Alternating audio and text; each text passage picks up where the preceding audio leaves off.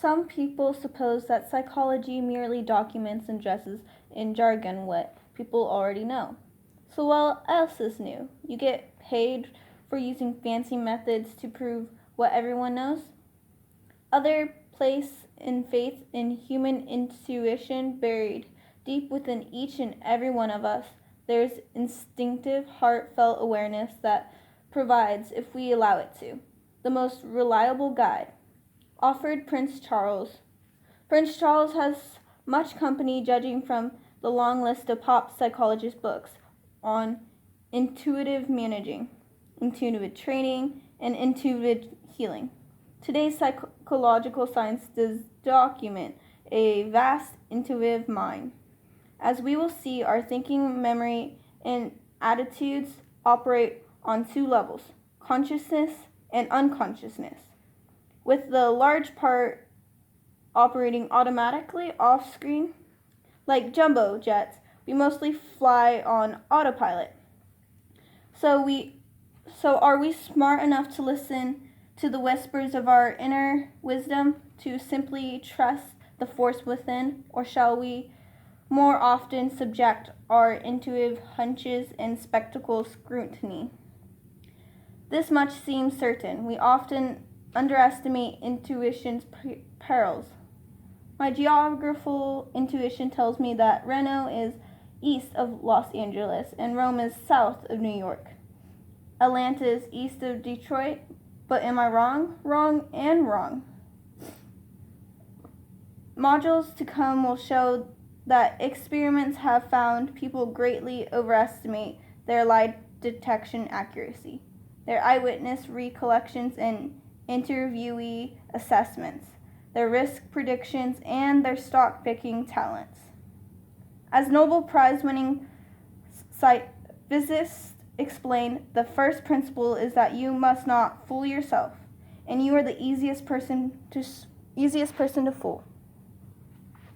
Indeed, observed novelist Madeleine L. Engel, the naked intellect is an extraordinary inaccurate instrument. 3 phenomenon: hindsight, bias, judgmental overconfidence, and our tendency to perceive patterns in random events, illustrate why we cannot rely solely on intuition and common sense. Did we know it all along? Hindsight bias.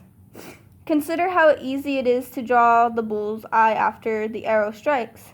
After the stock market drops, people say it was due for a correction. After the football game, we credit the coach if it's a gusty play wins the game, and fault the coach for the stupid play if it doesn't. After a war or an election, its outcome usually seems obvious, although history may therefore seem like a series of inevitable events.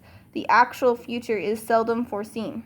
No one's diary recorded, "Today, the 100 Years' War began." The hindsight bias is easy to demonstrate. Give half of the members of a group some purported psychological finding and give the other half the opposite result.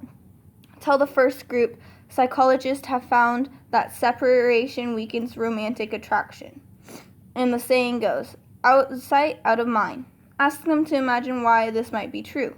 Most people can, and nearly all, will then view this true finding as unsurprising. Tell the second group the opposite. Psychologists have found that separation strengthens a romantic attraction.